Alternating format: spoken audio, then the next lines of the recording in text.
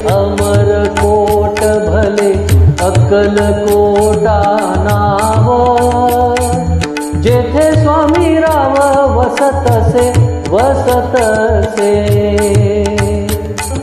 स्वामी सूत म्हणे अमरकोट गाव, शोभतसे नाव स्वामी सत्ते स्वामी सत्ते. श्री स्वामीराज माऊली. श्री स्वामी समर्थ. श्री स्वामी समर्थ. भक्तमंडळी, अक्कलकोटमध्ये स्वामी महाराजांची मर्जी खूप लोकांवरती होती. खूप तिथले जे या भक्त होते त्यांच्यावरती स्वामी महाराजांचं प्रेम होतं. आणि त्यातलेच एक म्हणजे अक्कलकोटचे संस्थानिक मालोजीराजे. या मालोजीराजेंचे वडील शहाजीराजे यांच्या राजवाड्यात जरा काहीतरी त्यांना एक बाधा वाटली होती, म्हणून त्यांनी एका संतांना बोलवलेलं. आणि त्या संतांनी त्याच वेळेला भाकीत केलेलं की तुमच्या संस्थानामध्ये, तुमच्या अक्कलकोटमध्ये साक्षात परब्रह्म नांदणार आहे, साक्षात परब्रह्माचं तिथे वास्तव्य होणार आहे. पण शहाजीराजांना त्यांनी एवढंसुद्धा सांगितलेलं की हे सगळं तुमच्या हयातीत होणार नाही आहे, हे सगळं तुमच्या पश्चात होणार आहे. आणि तसंच झालं. शहाजीराजांनी देह ठेवला आणि लागलीच स्वामी महाराजांचं आगमन अक्कलकोटात झालं. फक्त म्हणजे गावात कोणतरी विभूती आलेली आहे ही खबर सर्वत्र गावामध्ये पसरलेली. आणि ही जी काही खबर जी होती ही काही 2-3 दिवसाची होती. आणि या 2-3 दिवसांमध्ये अक्कलकोटचे मालोजीराजे, शहाजीराजांचे पुत्र, त्यांच्या कानावर आलेलं. एक दिवशी त्यांच्या दरबारामध्ये एक जण धावत धावत आला खबरी, आणि त्यांनी सांगितलं की ती विभूती जी अक्कलकोटमध्ये आलेली आहे ती आपल्या खालच्या राजवाड्याच्या गणपती मंदिरात आलेली आहे आता सध्या. राजाच्या कानावरती हे पडताच त्यांनी असा विचार केला की मला तर त्यांचं दर्शन घ्यायचंच आहे. परमेश्वराचे अंश असतील तर ते मला इथेसुद्धा दर्शन देऊ शकतात. मालोजी राजांच्या मनामध्ये हा विचार येताच अलख निरंजन करून महाराज त्यांच्या समोर त्या दरबारात प्रगट झाले. वास्तविक राजवाड्यामध्ये असा प्रवेश तसं कोणाला मिळत नाही. तुम्ही आतमध्ये जाणं हे तेवढं शक्य नसतं. महाराज कसे तिथे आतमध्ये आले काय कोणालाच त्याची खबर लागली नाही. पण ते जेव्हा ज्याला दरबारामध्ये तिथे प्रगट झाले म्हणा किंवा तिथे आले म्हणा, त्याला मालोजीराजे खरोखर चाट पडले. मालोजीराजांना त्यांनी काही सेकंद दर्शन दिलं खरं, पण नंतर तिथून ते निघून गेले. थोड्या वेळाने त्यांचे जे दुसरे काही शिपाई आले आणि त्यांनी मालोजीराजांना सांगितलं, तुम्हाला सांगितलं ना ते गणपती मंदिरात आलेले आहेत म्हणून, ते आहेत अजून, तर आपण दर्शन घेतलं तर बरं होईल. त्या साध्या शिपाईचं सांगणं मालोजीराजांना पटलं. आणि मालोजीराजांनी त्यांचे एक खास जे दरबारी होते दाजीबा भोसले, त्या दाजीबा भोसल्यांना घेऊन ते तिथे स्वामी महाराजांच्या दर्शनासाठी गणपती मंदिरात आले. भक्त म्हणजे या गणपती मंदिराचा आपण एपिसोड केलेला आहे, त्याच्यामध्ये आपण स्पष्ट सांगितलेलं आहे की ह्या गणपती मंदिरातच स्वामी महाराजांची आणि मालोजीराजांची प्रथम भेट झालेली आहे. आजसुद्धा तुम्ही त्या गणपती मंदिरात जाल का, तिथे बाहेरच एक बोर्डसुद्धा आहे, ज्या बोर्डवरती हे सांगितलं जातं की तिथे स्वामी महाराजांची आणि मालोजीराजांची प्रथम भेट घडलेली आहे. जेव्हा मालोजीराजे तिथे जातात, स्वामी महाराजांचं दर्शन घेतात, ते तृप्त होतात. त्यांना मनोमन एक गोष्ट पटलेली असते की प्रत्यक्ष परब्रह्म आहे स्वामी महाराज. आणि त्यावेळेला त्यांना ते सुद्धा आठवलं असेल की त्यांच्या वडिलांना त्या विभूतीने सांगितलेलं होतं की तुमच्या अक्कलकोटमध्ये प्रत्यक्ष परब्रह्म वास्तव्य करणार आहे. त्यामुळे स्वामी महाराजांना शरण जातात, त्यांना नमस्कार करतात. तोच स्वामी महाराज त्यांच्या अंगावरती काशाय वस्त्र टाकतात. आणि काही वेळाने स्वामी महाराजांचं यथेच्छ दर्शन झाल्यावरती मालोजीराजे तिथून निघून जातात. मालोजीराजांची स्वामी महाराजांवरती जेवढी श्रद्धा होती तेवढंच स्वामी महाराजांसुद्धा मालोजीराजांवरती खूप प्रेम होतं. पण तो काळ वेगळा होता. फक्त म्हणून अक्कलकोटमध्ये काही अशी माणसं होती की ज्यांनी इंग्रजांच्या विरोधामध्ये त्यांची कारस्थानं सुरू केलेली. आता आज आपण त्याला देशकार्य म्हणून म्हटलं गेलं तरी त्याला ते कारस्थानासारखंच त्याच्याकडे बघितलं जात असायचं. आणि ही खबर तिथल्या गव्हर्नर जनरलला कळलेली. एक दिवशी मुंबईचे गव्हर्नर जनरल सोलापूरला आलेले असताना अक्कलकोटच्या राजांना त्यांनी निरोप पाठवलेला राजे जरा वाचकलेच. आता हे आपल्याला बोलवून नेमकं करणार काय? तसं बघायला गेलं तर इंग्रज सरकारने ह्या राज्यावरती हत्याराची बंदी आणली होती. आणखीन कसली बंदी आणतात या विवंचनामध्ये त्याने असा विचार केला की स्वामी महाराजांचं दर्शन घेऊनच सोलापूरला जाऊन गव्हर्नर जनरल जाऊन भेटावं. मालोजी राजे स्वामी महाराजांकडे आले. स्वामी महाराजांचं त्यांनी दर्शन घेतलं. तेवढ्यात स्वामी महाराजांनी मालोजी राजांच्या हातावरती एक तलवार ठेवली. मालोजी राजेंनी मोठ्या प्रेमाने ती तलवार हातामध्ये घेतली आणि नमस्कार करणार तोच बाजूला एक पिगदाणी पडलेली. ती पिगदाणी उचलून सुद्धा राजांच्या हातामध्ये दिली आणि सांगितलं जा. भक्त मंडळी, मालोजी राजेंनी स्वामी महाराजांना नमस्कार केला आणि ते सोलापूरला आले. सोलापूरला आले खरे, पण गव्हर्नर जनरलला भेटायला भरपूर माणसं आली होती. त्यामुळे त्यांना मालोजी राजांकडे विशेष लक्ष देता आलं नाही. जेव्हा मालोजी राजे त्यांच्यासमोर येऊन जेव्हा भेटले तेव्हा त्यांना असं कळलं की इंग्रज सरकाराने हत्याराची बंदी जी या संस्थानावरती टाकलेली होती ती मुक्त केली, म्हणजे ती काढून टाकली. आता तुम्ही हत्यारं बाळगू शकता. आणि जी काही हत्यारं जी काही त्यांनी जप्त केली होती तीसुद्धा त्यांना सगळी देऊन टाकली. राजाला तसं बघायला जाता आनंद वाटला, पण एका गोष्टीचं राजाला खंत वाटत होती की आपण राजे आपलं ज्या पद्धतीने या गव्हर्नर साहेबांनी स्वागत वगैरे करायला पाहिजे होतं किंवा याच्या अगोदर ज्या पद्धतीने ते आपल्यासमोर पेश आलेले आहेत तसं काही घडलं नाही. थोडंसं अपमानास्पद त्यांना वागणूक मिळालेली होती. तेव्हा हत्याराची बंदी जरी काढून टाकली, जप्त केली, हत्यारंसुद्धा त्यांच्या स्वाधीन करून टाकली, तरी राजांच्या समोर जी पेशकश होते त्या पद्धतीची काय राजांच्या समोर ते वागले नाहीत, कारण भरपूर गर्दी होती. मालोजी राजांना आनंद झाला होता खरा, पण त्याचबरोबरीने त्यांना अपमानास्पद वागणूक मिळाल्याची जरा थोडीशी खंतसुद्धा होती. त्याने गव्हर्नर साहेबांचा निरोप घेतला आणि त्या माघारी अक्कलकोटला येण्यास निघाले. वाटेत त्यांना एका गोष्टीचं स्मरण झालं की स्वामी महाराजांच्या दर्शनास गेलेले असताना आपल्या हातात स्वामी महाराजांनी तलवार दिली होती. म्हणजे सगळी जी शस्त्रावरती जी बंदी होती ती आता उठणार आहे. जप्त केलेली सगळी हत्यारं तुमची तुम्हाला मिळणार आहे ह्याचा तो संकेत होता. आणि महाराजांनी पिगदाणीसुद्धा दिली होती हातामध्ये. त्यामुळे पिगदाणी हातामध्ये देणं म्हणजे तुमचा अपमान होणार आहे हे सुद्धा स्वामी महाराजांनी या त्यांच्या कृतीतून भाकीत केलेलं हे राजेसाहेबांना समजलं. पुन्हा राजेसाहेबांनी जेव्हा अक्कलकोटमध्ये प्रवेश केला तेव्हा सर्वप्रथम स्वामी महाराजांचं दर्शन घेतलं आणि तिथून ते राजवाड्याला गेले. भक्त म्हणजे राजेसाहेबांना 2-3 मुलीच होत्या. त्यांच्या संस्थानाचा पुढचा वारस म्हणून एक मुलगा त्यांना पाहिजे होता. एक दिवशी स्वामी महाराज राजवाड्यात आलेले होते. त्यांची मर्जी बघून राजाचे जे खास होते दाजीबा भोसले स्वच्छ धुवून चांदीच्या ग्लासातून एक स्वच्छ लकलकीत असं पाणी त्यांना प्यायला दिलं. दाजीबा स्वतःहूनच ज्या पद्धतीने त्यांच्यासमोर आला, त्यांना पाणी न मागता दिलं, तेव्हा स्वामी महाराजांना कुठेतरी कळलं की हा पठ्ठ्याला काहीतरी आपल्याकडे मागायचे. महाराजांनी लगेच त्यांना विचारलं, क्यों दाजा क्या होना? दाजीबाने हात जोडून स्वामी महाराजांच्या पुढे मागणं केलं. दाजीबा म्हणाले की राजे खूप चिंतेत आहेत, त्यांना 2-3 मुली आहेत, त्यांना मुलगा पाहिजे. अरे हो जावेगा, बडा मादरचोद होवेगा, असं स्वामी महाराजांनी आशीर्वाद दिला. फक्त मंडळी, स्वामी महाराज शिव्या अशा सहज हसडायचे, पण ते आशीर्वाद स्वरूपामध्ये असायच्या. त्याला माहिती होतं, त्यालाच माहिती होतं ते. काही दिवसांनी राणीसाहेबांना दिवस गेले आणि त्यांना सुंदर देखणा असा एक मुलगा झाला. त्या मुलाचं नाव शहाजीराजे म्हणून ठेवलेलं आहे. त्या शहाजीराजांवरती सुद्धा आपण एक एपिसोड केलेला आहे.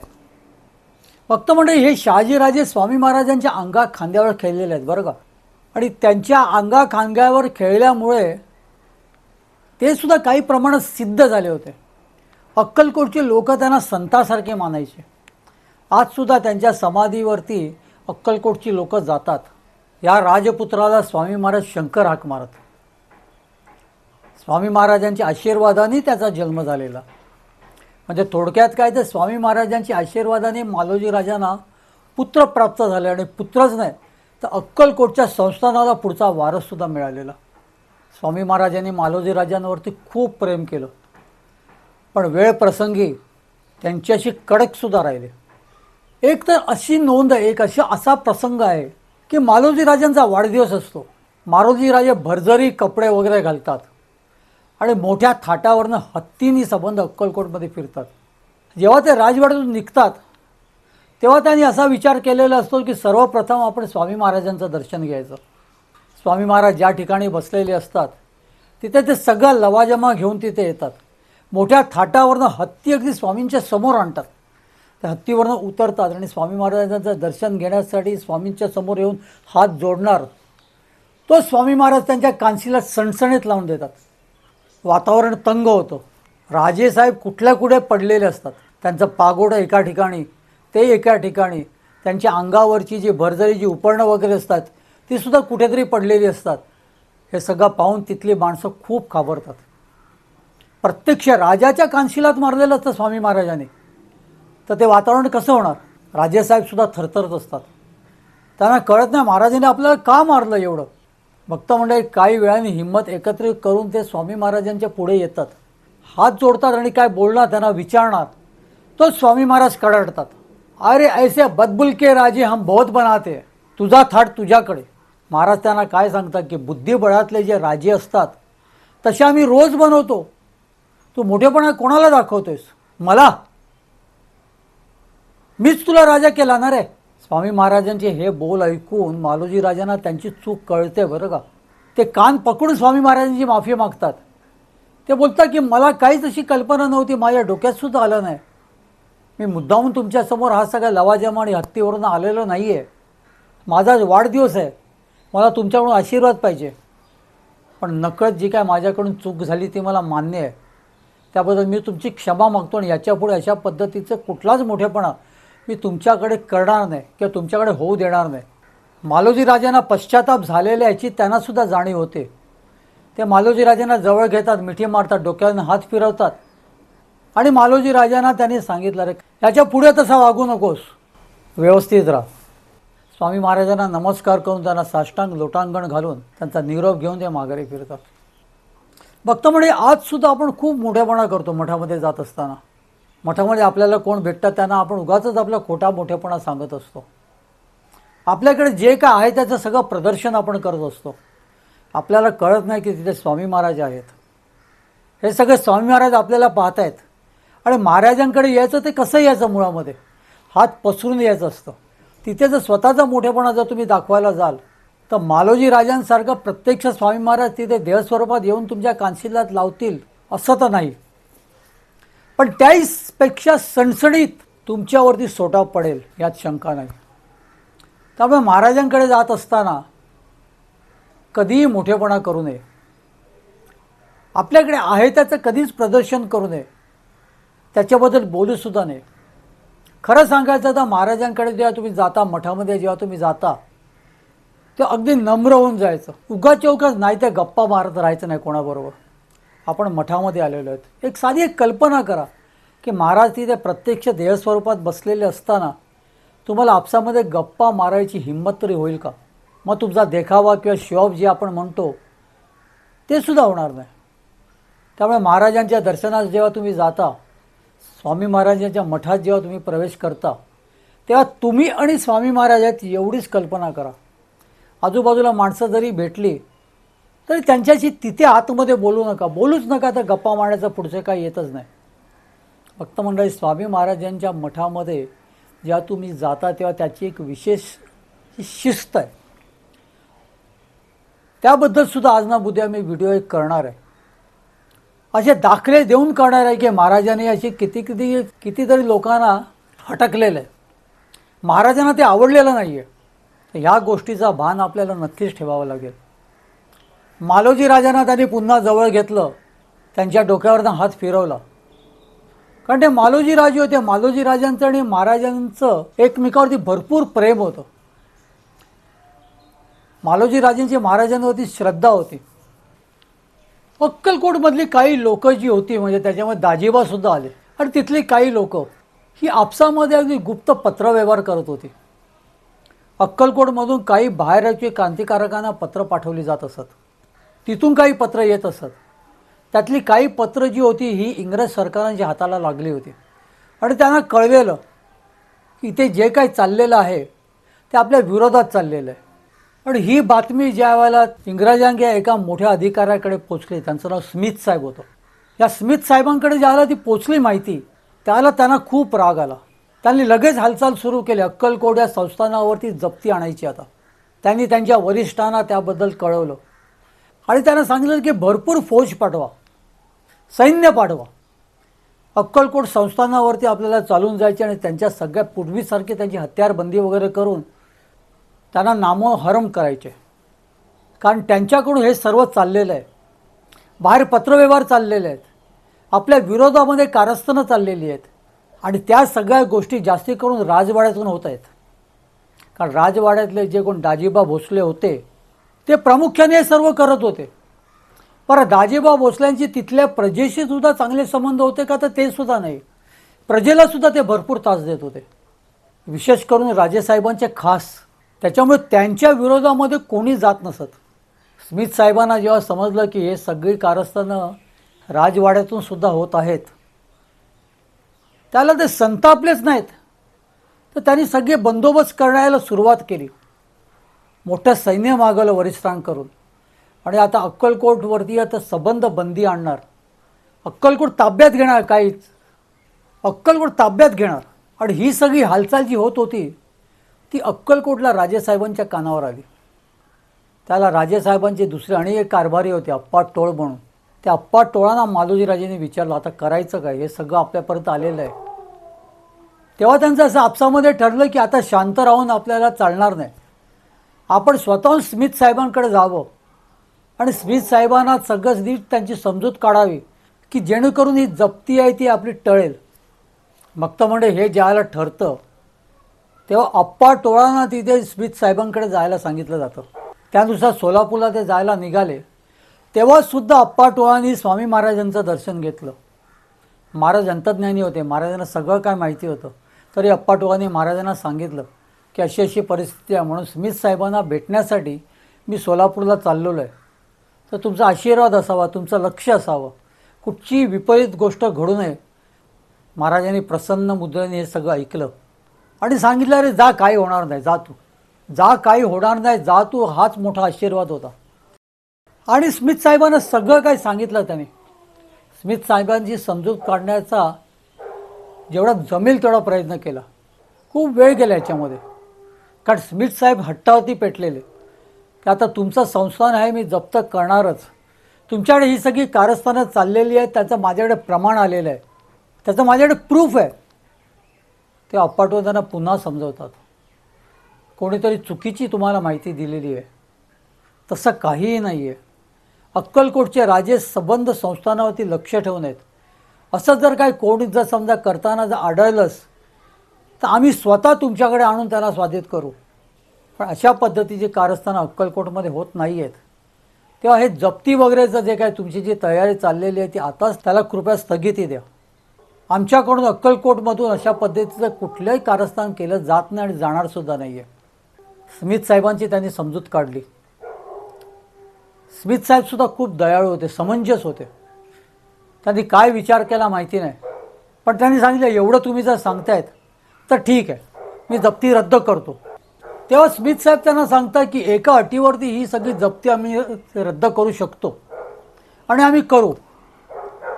तुमच्या राजवाड्यामध्ये जे दाजीबा भोसले आहेत त्यांना आमच्या स्वाधीन करा. त्यांना जर तुम्ही आमच्या स्वाधीन केलं नाही तर आम्हाला तुमचं कुठचीच गोष्ट ऐकायची नाही आहे. आम्ही जी तयारी करत आहोत ती तयारी करून तुमच्या अक्कलकोट संस्थानावरती चालून येणार आणि मग त्यावेळेला काय घडेल याचं काही सांगता येणार नाही. बहुतेक आम्ही राजावरती सुद्धा कारवाई करू. तेव्हा अगदी मुकाट्याने सांगतो त्याप्रमाणे त्या दाजीबा भोसल्यांना आणून आमच्याकडे स्वाधीन करा. आता दाजीबा भोसले म्हणजे मालोजीराजांचे अगदी खास.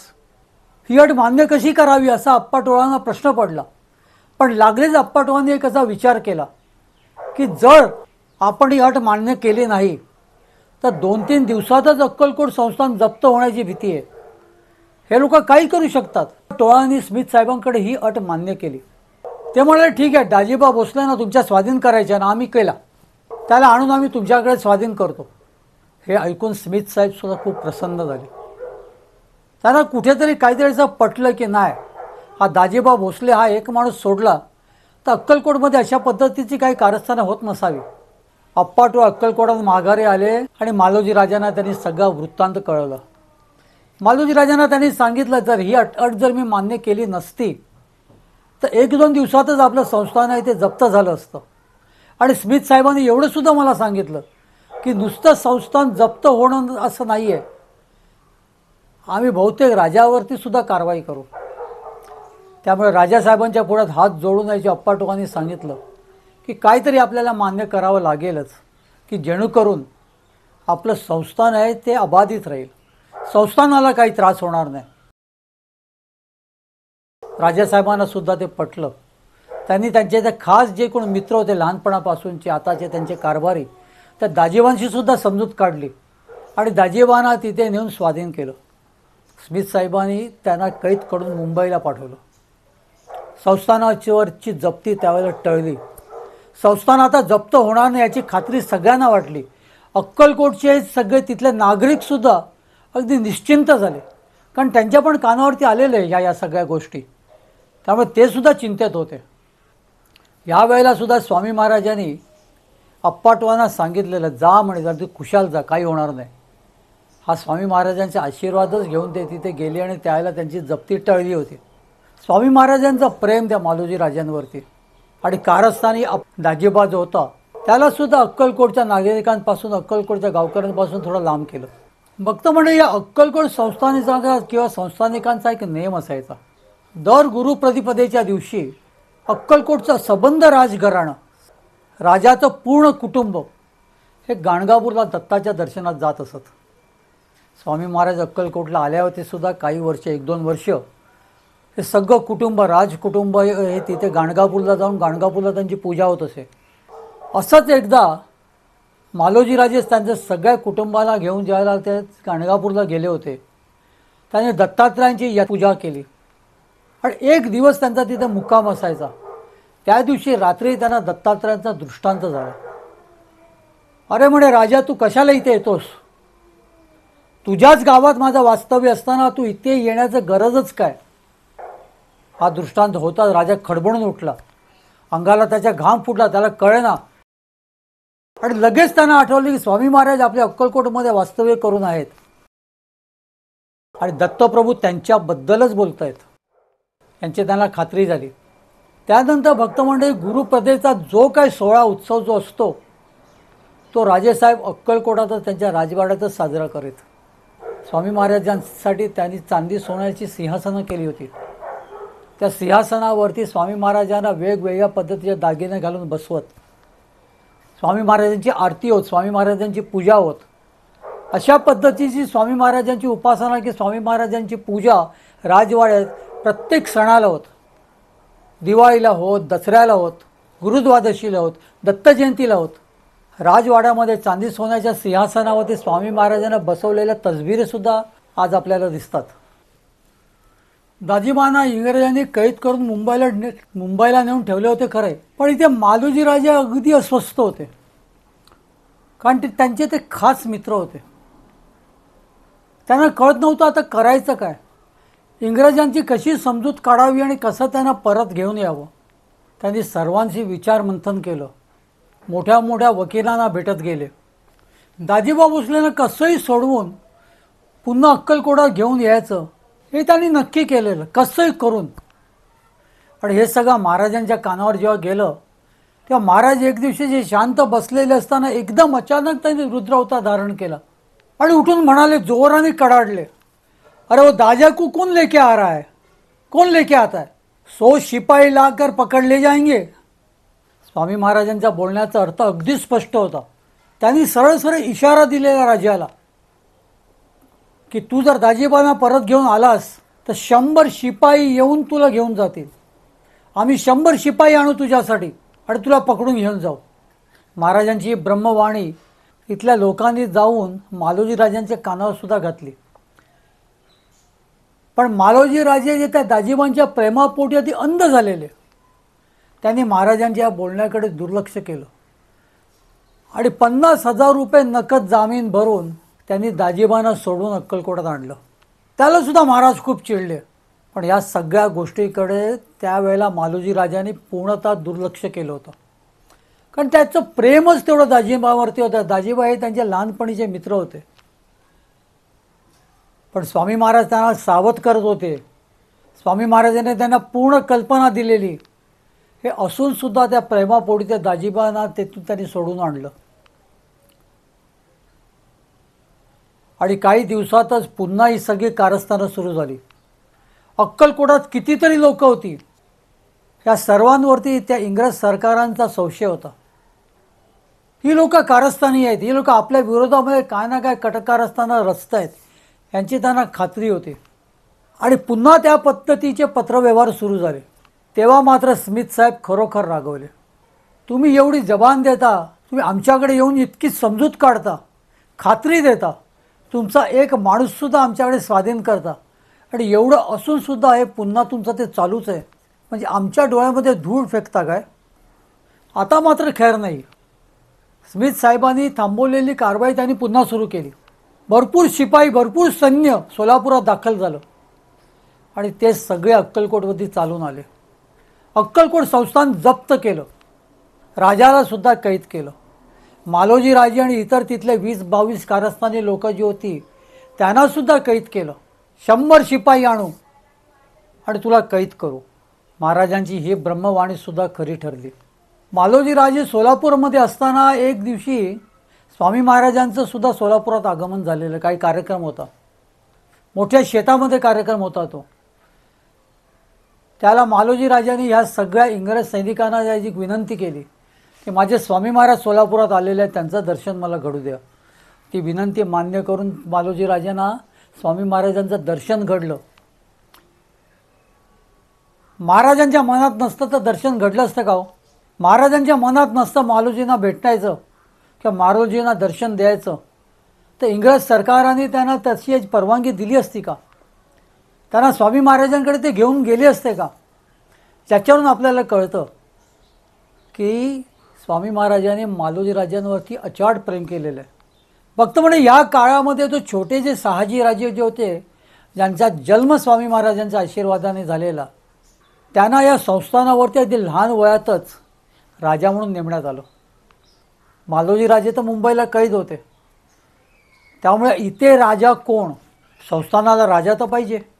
मग अशा वेळेला शहाजीराजांवर राज्याभिषेक केला आणि हे छोटेसे शहाजीराजे अक्कलकोटात राजे झाले. भले अक्कलकोटचे राजे असतील, पण या लहानशा त्या लहानग्या शहाजीराजांना त्याच्याबद्दल काहीच कल्पना नव्हती. आपण राजे आहोत म्हणजे काय आहोत याचीसुद्धा त्यांना कल्पना नव्हती.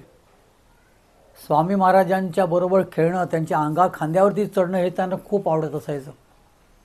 आणि मग अशा वेळेला सुद्धा स्वामी महाराज कधी कधी राजवाड्यात यायचे बरं का. आणि ज्या ज्या वेळेला राजवाड्यात स्वामी महाराज यायचे त्यावेळेला सिंहासनावरती जाऊन बसायचे.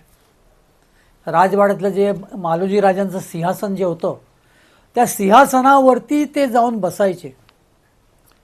ही खबर जेव्हा बाहेर पसरली तेव्हा अक्कलकोटच्या गावकऱ्यांनी एक गोष्ट मात्र मनाशी गाठ बांधली की आता काय मालोजी राजे पुन्हा अक्कलकोटामध्ये येत नाहीत.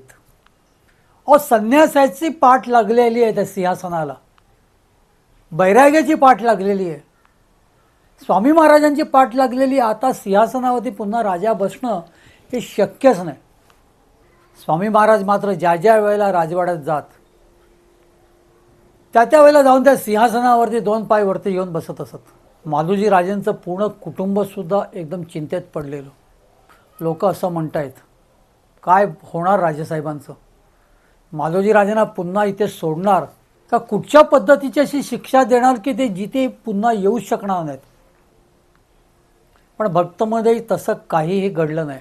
काही दिवसांनी या इंग्रज सरकाराने मालोजी राजांना सोडून दिलं. मालोजी राजे पुन्हा अक्कलकोटात आले. ज्या वेळेला मालोजी राजे अक्कलकोटात आले ना त्या दिवशी स्वामी महाराजांनी ते सिंहासन त्यांच्या स्वाधीन केलं. अरे एवढे दिवस सांभाळ, आता बस झालं, आता तू तुझं सिंहासन सांभाळ. स्वामी महाराज त्या सिंहासनावरती जाऊन बसत होते म्हणजे नेमकं काय करत होते? त्या सिंहासनाचं ते रक्षण करत होते.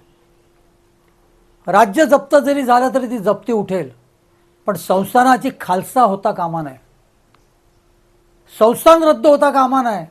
आणि त्याच्यासाठीच ते सिंहासनावरती जाऊन बसत असत. मालोजी राजांचं राज्य स्वामी महाराजांनी काही दिवस सांभाळलं. एवढं प्रेम मालोजी राजांवर केलेलं आहे. भक्त मंडळी, काही दिवसांनी राजेसाहेब आजारी पडले. मालोजी राजांना श्वास लागत असत. औषधोपचार खूप केले, पण काही दिवसांनी त्या बिछाण्याला अक्षरशः खेळले. काही दिवसांनी त्यांना उचक्या येऊ लागल्या. ते समजून चुकले की आता आपला अंतकाळ येत आहे, आता आपला शेवट होणार आहे. त्यांना स्वामी दर्शनाची आस लागली. स्वामी महाराज पदोपदी राजवाड्यात येत असत, पण आता महाराज अक्कलकोटच्या राजवाड्यामध्ये येणंच महाराजांनी बंद केलेलं. महाराज अक्कलकोटात येतच नव्हते. राजाचे दरबारी यायचे, तिथे स्वामी महाराजांना जाऊन सांगत असत की मालोजी राजे तुमची वाट बघतायत, ते मृत्यूशय्येवरती आहेत, त्यांचा कधीही प्राण जाईल, त्यांना तुमचं शेवटचं दर्शन पाहिजे. स्वामी महाराज हसूनच ती वेळ मारून घेत असत. राजवाड्यामध्ये त्यांचं येणं झालंच नाही. ते राजवाड्यामध्ये गेलेच नाहीत. असे 15 दिवस झाले. राजाचा जीव काय जात नव्हता महाराजांचं दर्शन घेतल्याशिवाय. त्यांचा प्राण अडकलेला. महाराजांचं दर्शन घेतल्याखेरीज मी माझा जीव सोडणार नाही, जणू असंच त्यांनी काहीतरी ठरवलेलं. आता मात्र त्यांना असहाय्य झालेलं. श्वास लागत होता, बोलता येत नव्हतं.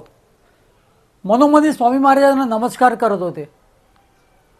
आणि एवढ्यातच एकदम अचानक एक दिवशी राजवाड्यात स्वामी महाराज आले आणि मालोजी राजांच्या समोरून उभे राहिले. मालोजी राजांनी स्वामी महाराजांचं यथेच्छ दर्शन घेतलं. आपल्या थरथरत्या हाताने स्वामी महाराजांना त्यांनी नमस्कार केला. महाराज 2 हात कमरेवरती घेऊन मालोजी राजांच्या समोर उभे होते. बोलले काहीच नाही. मालोजी राजांनी त्यांचं यथेच्छ दर्शन घेतलं. क्षणी महाराजांनी मालोजी राजांना दर्शन दिलं, त्या क्षणी मालोजी राजांनी प्राण सोडलेला आहे. स्वामी महाराजांवरती हे अफाट प्रेम, महाराजांवरती अफाट श्रद्धा फार क्वचित असेल तर असेल कुठेतरी. स्वामी महाराज आणि मालोजी राजे अक्कलकोटचे यांचं नातं काहीतरी वेगळंच होतं. ते कधीच आपल्यासारख्यांना करणार नाही. वेळप्रसंगी महाराजांनी मालोजी राजांच्या कानशिलात मारली. वेळप्रसंगी योग्य ते शासन दिलं. पण आपला भक्त आपल्या दर्शनासाठी व्याकुळ झालेला आहे हे ज्या ज्या वेळेला स्वामी महाराजांना कळलेलं आहे, त्या त्या वेळेला सोलापुरात काय किंवा अंतकाळी काय महाराजांनी त्यांना दर्शन दिलेलं आहे. फक्त म्हणजे ज्या ज्या अक्कलकोटात जाल, जुन्या राजवाड्याच्या समोर उभे राहा. मालोजी राजांचं तुम्ही स्मरण करा. मालोजी राजांवरती जे जे प्रेम केले आहे, ज्या ज्या कृपा केलेल्या आहेत स्वामी महाराजांनी, त्याचंसुद्धा स्मरण करा. आणि हात जोडून मनसोक्तपणे म्हणा, श्री स्वामी समर्थ.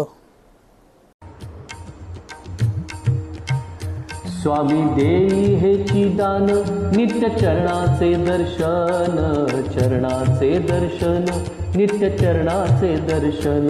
मज नको धन दारा, तुझ्या चरणी द्यावा थारा, चरणी द्यावा थारा, तुझ्या चरणी द्यावा थारा. मज ठेवावे भिकारी, सुखे करीन चाकरी, सुखे करीन चाकरी. तुझे नाम माझी जोड, मुखी राहो तेची गोड, राहो तेची गोड, मुखी राहो तेची गोड. स्वामी देई हेची दान, नित्य चरणाचे दर्शन, चरणाचे दर्शन, नित्य चरणाचे दर्शन. तुझ्या चरणी माझा माथा, ऐसे करी दीनानाथा, ऐसे करी दीनानाथा. तुझ्या नामी लागो छंद, मज द्यावे दासपद, द्यावे दासपद, मज द्यावे दासपद. स्वामी देई हेची दान, नित्य चरणाचे दर्शन, चरणाचे दर्शन, नित्य चरणाचे दर्शन. सुत मागे हेची दान, सुत मागे हेची दान. तुझ्या चरणी होऊलीन, तुझ्या चरणी होऊलीन.